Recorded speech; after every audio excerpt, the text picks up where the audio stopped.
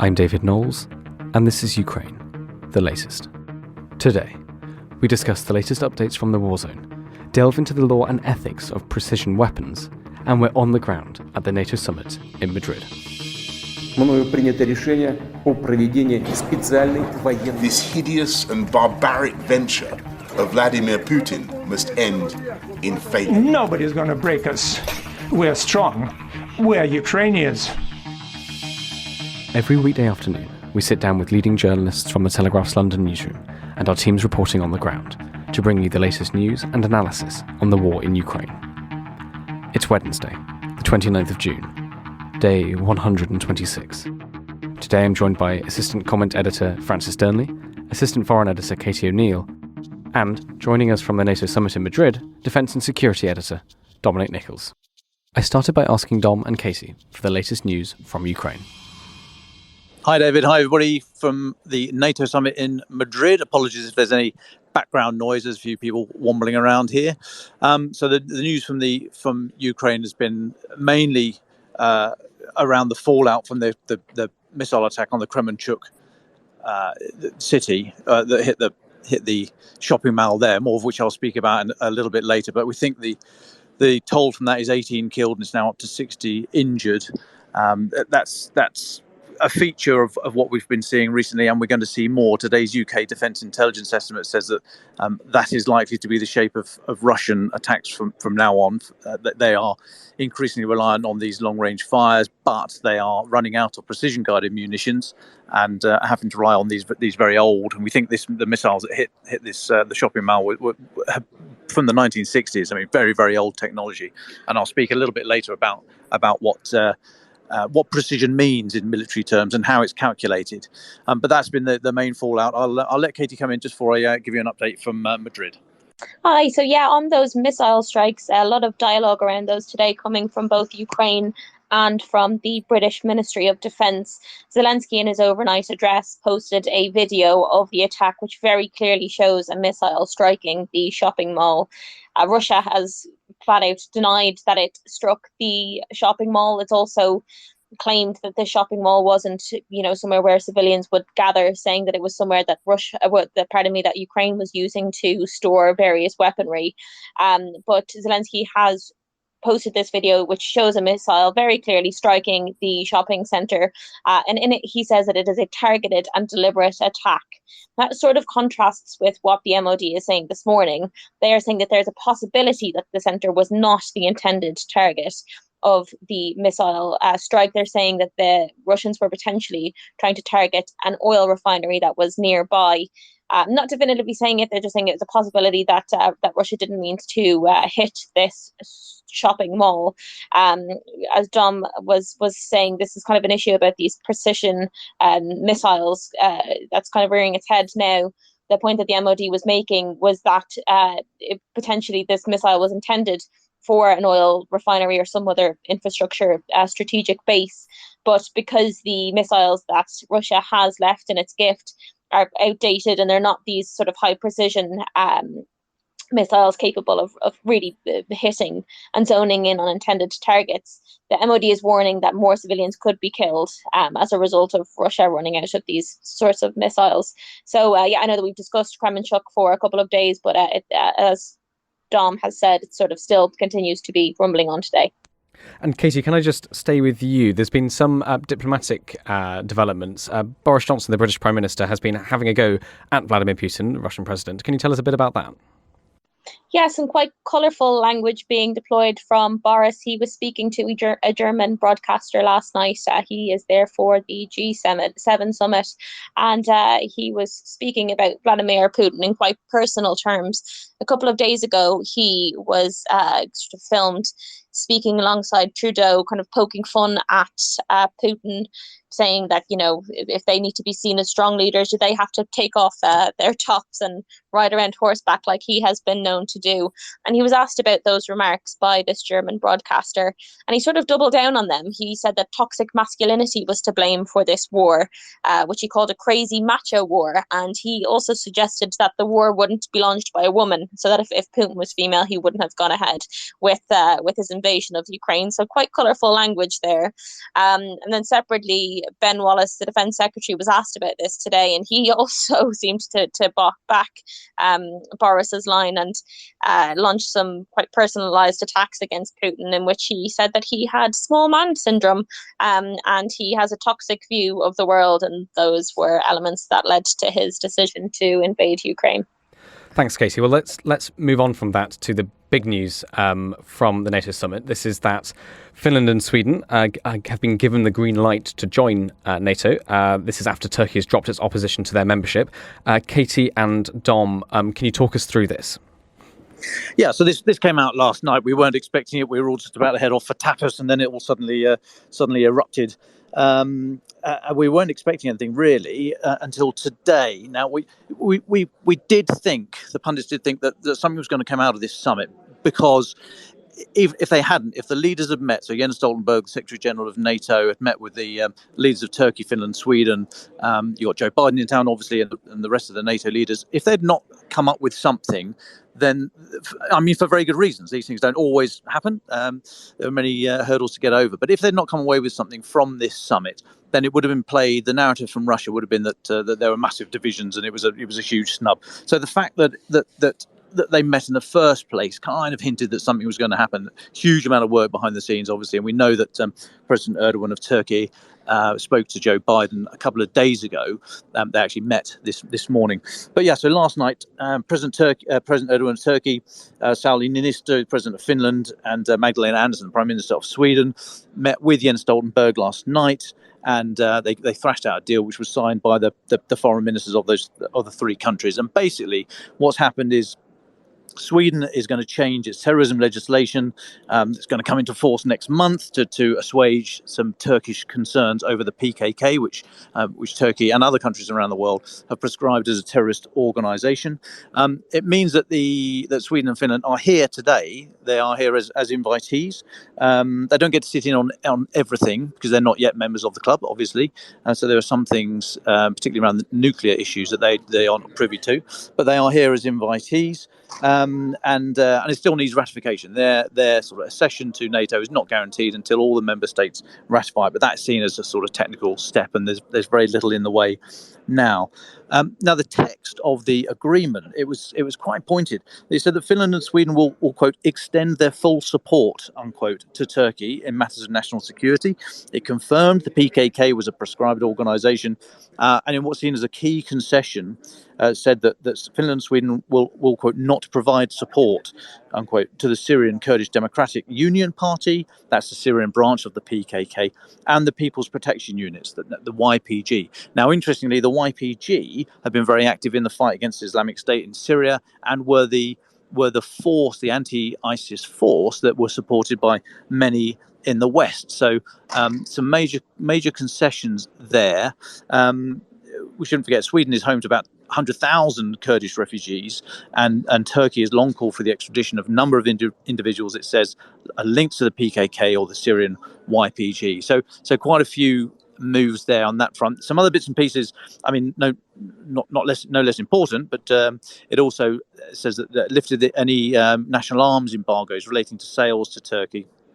And also tightened up about how extradition requests would be viewed. So this was seen as a major result for NATO. I mean, there's as in all negotiations, it's just sort of shades of winning and losing. I don't think anybody's unhappy with this deal, unless some of the individuals in those groups.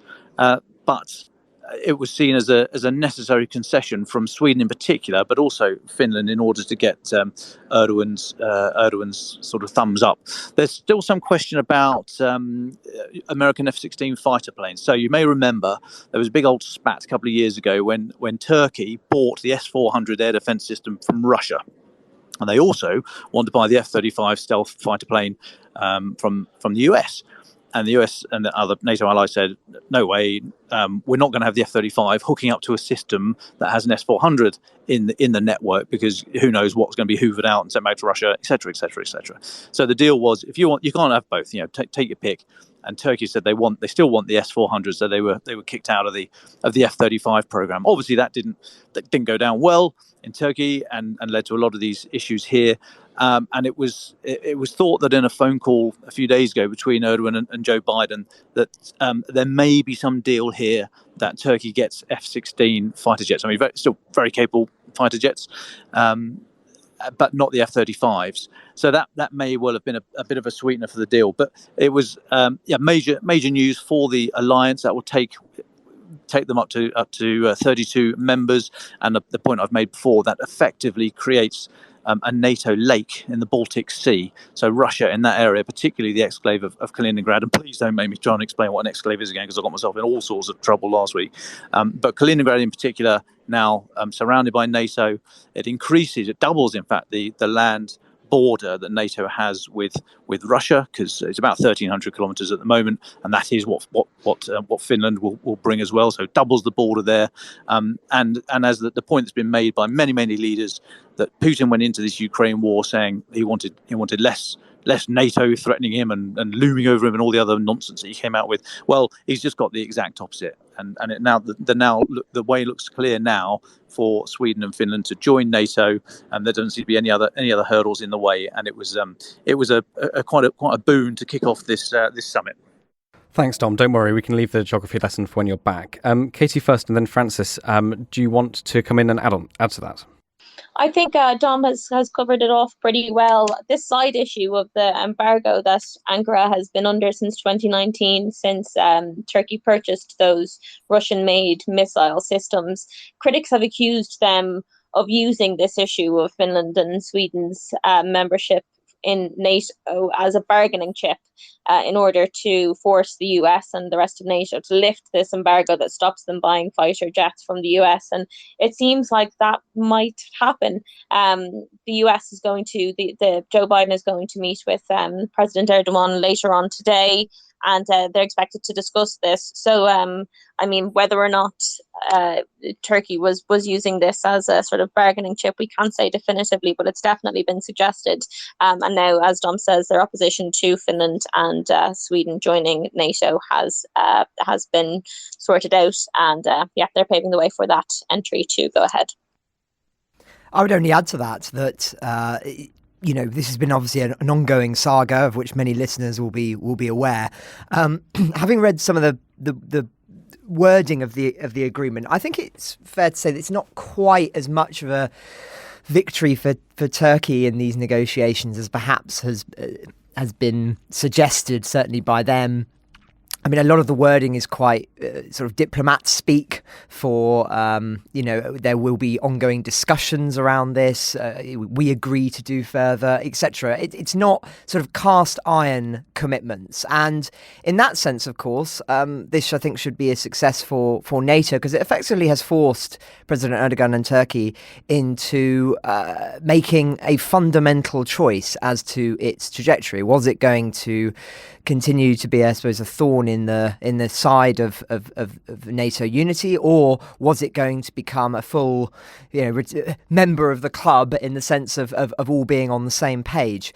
And we've obviously now ended up in the latter space. And whilst President Erdogan and Turkey may well try and say they've received these great concessions from Finland and Sweden joining, I think ultimately, actually, it's fair to see this in some ways as Turkey no longer being able to try and be the broker between sort of Russia and the West. This has forced it to go into a more Western direction. Although, of course, the challenge for this in the long-term picture is that clearly Turkey's modern regime is a more authoritarian one, a more theocratic one, and that does come into conflict, I think it's fair to say, with the fundamental values that used to underpin NATO. And so whilst at the moment on Ukraine, it seems that Turkey have been forced to concede into a space perhaps they would have liked to have been in a little bit more of a vaguer position. Ultimately, I think there's more to run on this in the long-term picture. Thank you, Francis, and thank you very much, Katie, as well. Just before we go on to talk about Dom's interview with the Klitschko brothers at the NATO summit, there's a couple of more updates I think we should talk about. Francis, there's been a kidnapping in Kherson by the Russians. Can you tell us about this? Yes, well, the mayor of Kherson, the elected mayor prior to the Russian occupation, we understand that he has been detained by unknown armed men and taken away. The sources we're getting are from people on the ground, people reporting on Facebook, saying that he was put on a bus with the letter Z on, of course the Z being a symbol of the Russian forces, and taken away.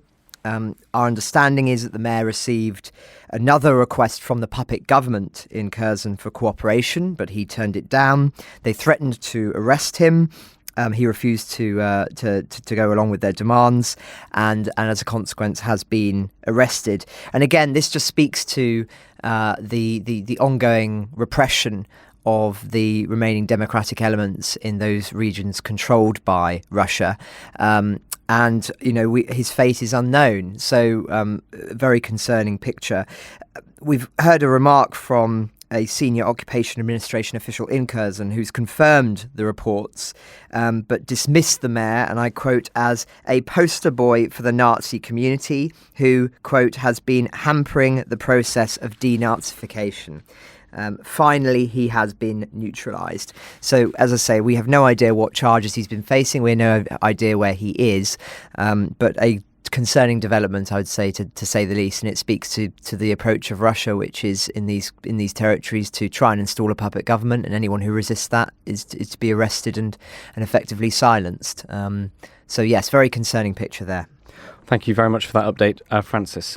If there's nothing else to update us on, Dom Nicholls, you interviewed the Klitschko brothers, Vitaly and Vladimir. What did they say? Well, what did they say? I missed the first bit because I have to admit, I was a little bit starstruck. It's not every day you get to meet two world champion boxers.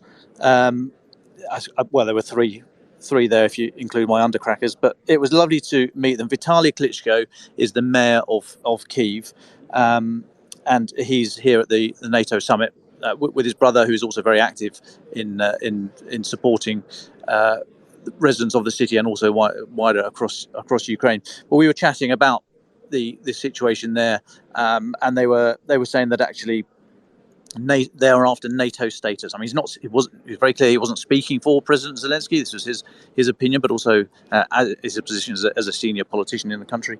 NATO status for us is the main priority, he said. And another quote: "We have to stop this war and keep Russian soldiers out of our territory."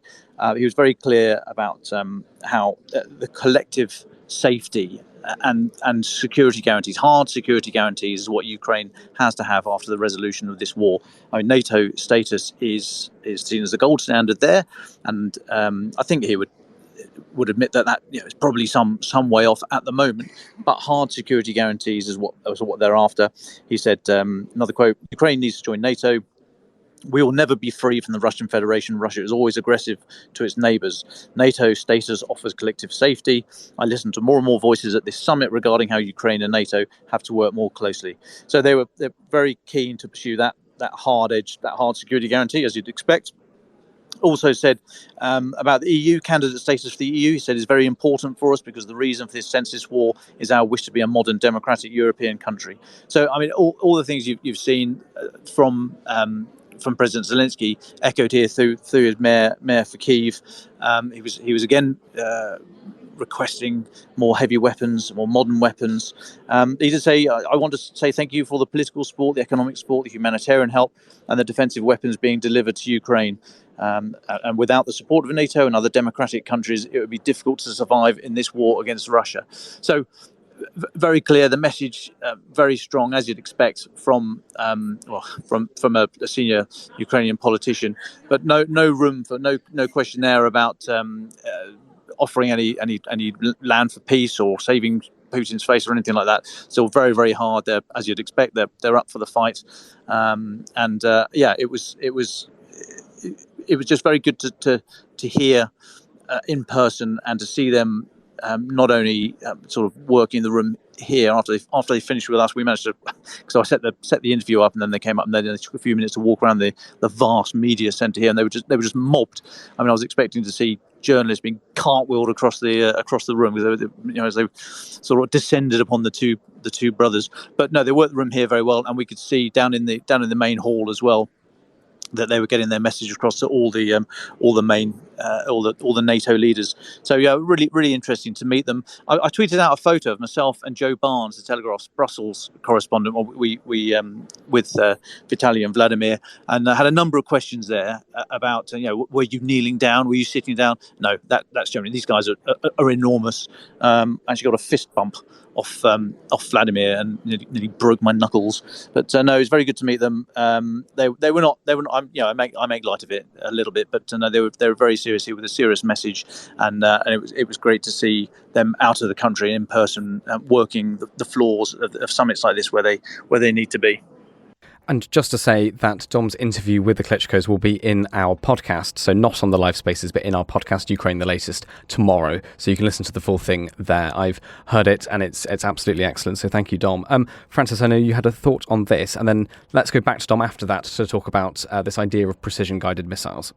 Yes, I would only add to underline something there that Dom said, that, of course, whilst Ukraine is very keen to be granted NATO status, I think it is very unlikely in the short term, given the risks involved from a NATO perspective of having a member in. Of course, the rules of NATO being that if a NATO member is attacked, that then all of those NATO countries are then thus thought at war. And so if you're in a situation where, you have a country that is a member that is likely to be a target long term of a country like Russia, then there are risks inherent in that. I think, though, we should take very seriously, and this is echoing the remarks of President Zelensky, this idea of collective security being the most fundamental thing that needs to be gained long term, that there needs to be some sort of agreement where countries, perhaps like Britain, like Turkey, several others, I'd say will be candidates for this, that would guarantee the collective security of Ukraine in an eventual, in a sort of long-term future, as opposed to being purely in NATO. Now, of course, the challenges of that are that, what countries would be willing to be part of it, what ones would feel that they could, in a worst case scenario, face off against a renewed Russian threat. These are all questions for the future, but I would say that they're highly relevant ones. And ones that are no doubt at the forefront of the negotiations that are taking place behind closed doors between the Ukrainians and their Western allies. I think we were talking many weeks ago about this question around concessions, and it appeared that there was President Zelensky was willing to concede certain things for this idea of a collective security pact. So I think I just mentioned that again to underline the importance that the Ukrainians see in this, because they clearly think that whatever happens in this short-term picture with the war in the next sort of weeks, months, possibly years, although we obviously hope not, that there will always be, for as long as there is a sovereign Ukraine, a threat of Russian invasion. And so they feel that they must create a secure future that will prevent there ever being a chance of that happening again. So big picture stuff, this, but I just thought I would underline, as what Dom was saying there, and the challenges and complexities around this. Thank you, Francis. I know, Dominic Nicholls, that you have an interview coming up at past. So very quickly, I know you wanted to talk about the idea of precision-guided missiles and weapons in the Ukraine war. What are your thoughts? Yeah, thanks, David. I just wanted to talk about this because people need to understand what precision means and why this attack in Kremenchuk on the Amster shopping centre, why Russia will say it is precise and it was against a legitimate target, and whilst the civilian deaths are regrettable, they are legal. And I just want to explain the parameters of why some of that may be true and some of it may not be true. So let's have a look at precision. The way the military talks about precision when it talks about weapons is it uses this term CEP, circular error probable, and that is a circle around the place you want the round to land, and it could be hundreds of meters. So, for example, these old Kh-22 missiles that we think were launched against the Amster shopping centre, they've got a CEP of 300 meters. So put your pin on the target you want to hit, but pencil on a bit of string out 300 meters, draw a circle around that, and that is where the weapon can land and still be classified as precise, to have done everything that you expected of the weapon. Now, not many targets are within that kind of zone, and because these are such old weapons, modern weapons like the Caliber missiles that we know Russia have a much smaller CEPs of 50 meters. Some weapons have sort of 1 or 2 meters, so they are very, very precise. But there's 2 points to consider. Firstly, that a weapon landing within its CEP can count as precise, and secondly, it counts as precise if 50% of the weapons fired land in the CEP. The other 50% of weapons can land a meter outside the CEP, 10 meters, or a kilometer. It could go absolutely anywhere. So when we're talking precision missiles, got to be very careful about what we mean. Now, if you look at Kremenchuk and look at the Amster shopping centre, now there is the Kremash factory, the machine factory, just to the north, which in the past has repaired military vehicles. And I think that was the justification, Russia's justification for launching this attack. So Russia could say that they used a precision missile and that the shopping centre was within the CEP. Therefore, they could say that the missiles were precise. They landed where they were expected to land, and therefore the civilian deaths were regrettable side effects of engaging, as they see it, a legitimate military target. However, let's have a look at that. We think 2 missiles hit, one just inside the CEP, and one and that hit the shopping centre, and one that landed outside. As I say, the 50% of the missiles can land outside the CEP, and they can land God knows where, a metre, 10 metres, wherever. They just go wherever the system and the gravity takes them. So these missiles could well have been precision weapons. They could have done what was expected and still landed on the Amster shopping centre and killed 18 people. And Russia can say, well, it was a legitimate military target and the weapon was precise. However, let's have a look at international humanitarian law. Now, first of all, it says you can't attack civilians. So attacking targets knowing civilians to be in it is illegal. However, attacking legitimate military targets knowing that civilian casualties is likely can be legal, but must be proportionate to the military necessity for carrying out that attack. So, for example, you need to be careful about the weapons you use. If you think there are going to be civilian casualties, then you shouldn't use a massive bomb like a Kh-22 missile that's got 1,000 kilograms warhead, travels at almost Mach 5, and like I say, has a CEP of 300 meters. They should have used, if they wanted to attack that target, the Kremash factory, they wanted to attack it, they should have used a much more precise missile that we know they have in their inventory. Having said that, of course, even a much more precise missile, 50% of them will land outside the CEP. So the Amster shopping centre could still have been hit. But let's go back to when it's legal to take civilian life. So it has to be proportionate to the military necessity. And therefore, if you knowingly use older weapons or those with a much higher CEP, which tend to be older weapons, and therefore the likelihood of hitting civilian targets either because weapons land outside the circular error probable, the CEP, or because they land inside, but it's just such a large area that there's vast amounts of civilian infrastructure in there. That is very, very questionable whether or not that can be considered legal. It would have to be challenged in a court of law, in the international court, but it's highly questionable whether or not that is legal. So the Defence Secretary is literally, he's waving at me now, literally walking into the interview. I need to go, I'm afraid, but I just want people to bear in mind what precision means, what CEP means, and when it comes down to how regrettable as it is, some civilian deaths are legal and some are not. And I've got to leave it there, I'm afraid. Thanks, everybody. I'm going to have to go. Thank you very much, Dom, and we hope your interview with Ben Wallace goes well. Do let us know how that goes in tomorrow's podcast. Francis, what's your reaction to hearing that? Well, yes, this question about weaponry and its legal uses for the reasons that Dom was talking about is a very interesting one. I think will be very relevant in any future trials that we may see of Russian generals, perhaps the Russian hierarchy in the long term. I mean, the weapons clearly that are being used by Russia here, some of them are very high tech. Others are far less so. It would appear that the one that was deployed, a couple of days ago was a much older weapon. And again, it just speaks to the rather retrograde Russian state of the Russian army compared to perhaps what was expected. We've spoken many times on this podcast we're analysing the state of the Russian army and how essentially it's been core elements of it have been allowed to degrade over a long period of time, and one could say that this is further evidence of that the weaponry that is being deployed by Russia is just frankly unethical in the modern world, given its imprecision and everything else. So I think this will be highly relevant in future discussions. Thank you, Francis. I think we're starting to come towards the end of our time for today's recording. Can we pull back a little bit? Today's a historic day. NATO expansion is on the cards. The border with Russia, or NATO's border with Russia, is going to expand by a huge amount of space. Francis, what's your sort of historical view of today? Well, of course, it's highly significant. I don't want us to overplay the degree to which the Russian border is now surrounded in inverted commas by NATO powers. It's still a minuscule percentage of the entirety of the Russian border.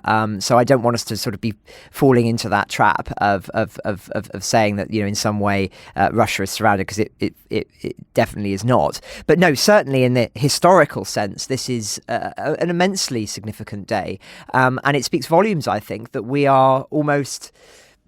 It's very easy for us to just sort of accept that this has happened as a logical next step after the conversations that have been taking place in recent weeks. But to expand NATO in this way, I think would have been seen as impossible only 6 months ago, and so quickly as well. It's so no. Of course, it's an immensely important moment. I think to thinking about this in the broader historical sense, I think you have to say that if this war is to be understood in the future as being Russia attempting to show the West that it could not be unified and to essentially lead to contribute to a splintering of the West and to create a climate of fear that any encroachment on its spheres of influence would in some way be met with such hostile force that there would be no chance of there being any such expansion of NATO or otherwise. Of course, a lot of this began because of the issue of whether Ukraine would be able to join the European Union. So has completely backfired. I mean, in that sense, this is just another sort of nail in the coffin of Putin's project, where, if I can articulate it as such, with regard to the war in Ukraine. This is just another clear sign, perhaps one of the clearest signs yet, of his total failure on the diplomatic front as far as NATO is concerned. Now, that's not to say there aren't, of course, still tensions within NATO. Certain powers, of course, as we were talking about yesterday, have a stance, I think, that is more perhaps conciliatory long-term towards Russia, because they want to bring them back into the European fold, whether that be for alleviating the cost of living crisis or because they fear this idea of humiliating Russia and the damage that will do. But broadly, I think you have to say that after this G7 meeting, there is a broad front that has been put forward, and it is one that is much more robust than we perhaps would have predicted only a couple of weeks ago. So yes, I think a highly significant moment, one that historians will no doubt measure as such in the long term and in the future. But there's still, of course, a very long way to go in all this. At the end of the day, for all of this talk of NATO expansion, this is about acting as a deterrence for future escalation. It does not necessarily change the reality on the ground in Ukraine. And so the battle there is still very much being fought, and one could argue in the balance. I spoke yesterday about this fundamental unknown quantity, which is the extent to which the attritional war favours Ukraine or favours Russia. And there are so many different diverse opinions on that. Patrick Sanders, the chief of the defence staff, who I spoke about yesterday, clearly thinks that there is a chance that Russia will learn the lessons of this war and will, by the end of the conflict, will be in perhaps a stronger position than it was in the beginning, because they will mobilise more men, they will be able to use more resources against the Ukrainians, and thus as a consequence, he would argue that time is short. If victory is to come and an offensive push by the Ukrainians to push the Russians out, it needs to be in the short term rather than the sort of long term.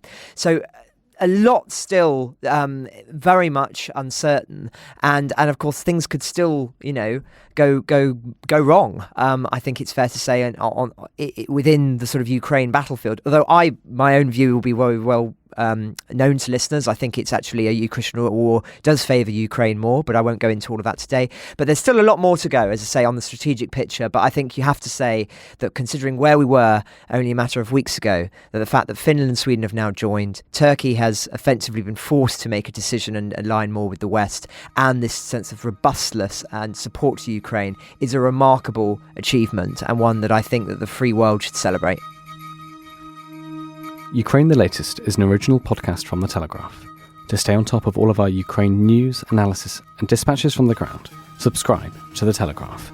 You can get your first 30 days completely free at telegraph.co.uk/audio. You can listen to this conversation live at 1 p.m. each weekday on Twitter Spaces. Follow The Telegraph on Twitter so you don't miss it. If you enjoyed this podcast, please consider following Ukraine the Latest on your preferred podcast app and leave a review, as it helps others find the show. You can also get in touch directly with us by emailing podcasts@telegraph.co.uk. We do read every message. Ukraine the Latest is produced by Louisa Wells and Giles Gear, and today on Twitter, Sophie Coe.